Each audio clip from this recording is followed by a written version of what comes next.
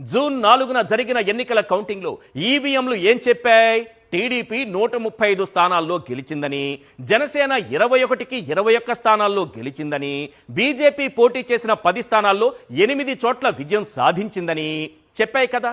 కానీ ఈవీఎంలు దాచిన నిజమేంటో తెలుసా? పోలైన ఓట్ల కంటే కౌంటింగ్ చేసిన ఓట్లు 49 లక్షలు అధికంగా ఉన్నాయన్న నిజాన్ని ఈవీఎంలు దాచేశాయి. దాచుకుంటే తెలీదా? క్వశ్చన్ నెంబర్ 1, పోలింగ్ కౌంటింగ్ మధ్య ఓట్లలో వ్యత్యాసం ఎందుకు వచ్చింది?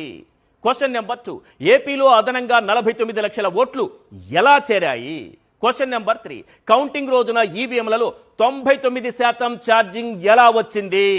క్వశ్చన్ నెంబర్ 4, ఫిర్యాదులు వాపసు తీసుకోవాలని ఈసీ ఎందుకు ఒత్తిడి చేస్తోంది? ఇలాంటి పెద్ద ప్రశ్నలన్నీ నాలాంటి పసివాడిని చెప్పగలరు. లోపల అడిగి తెలుసుకోండి. 21 రోజుల తర్వాత కూడా ఈవీఎంలలో 99% ఛార్జింగ్ ఉండడమేంటి? జాతీయ స్థాయిలో విఎఫ్డి, ఏడీఆర్ సంస్థలు గొంతు చించుకుని అరుస్తున్నా ఈసీ ఎందుకు స్పందించడం లేదు? నాకు తెలియదు అంటున్నానుగా, నువ్వు అబద్ధం చెప్తున్నావు. మీరు రోజంతా ఫోన్ ఉపయోగించారు, బ్యాటరీ డౌన్ అవుతుందా లేదా? ఖచ్చితంగా డౌన్ అవుతుంది. రాత్రి పడుకునే ముందు స్విచ్ ఆఫ్ చేశారు, ఉదయం లేవగానే స్విచ్ ఆన్ చేశారు, బ్యాటరీ ఎంతో కొంత తగ్గుతుందా తగ్గదా? ఖచ్చితంగా తగ్గుతుంది. కానీ పోలింగ్ ముగిసిన 21 రోజుల తరువాత ఈవీఎం, వివిప్యాట్లలో ఛార్జింగ్ 99%కి పెరిగింది. అదే మ్యాజిక్. అద్భుతం, మహా అద్భుతం. ఇలా ఛార్జింగ్ పెరిగితే 21కి 21 ఏంటి సార్, 31 స్థానాలలో కూడా గెలవచ్చు.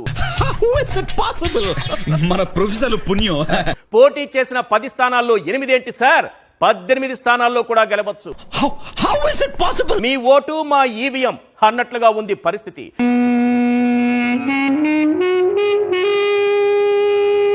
ఆ లోగుట్టు బాబు కెరుక లేదంటే ఈసీ కెరుక అన్నది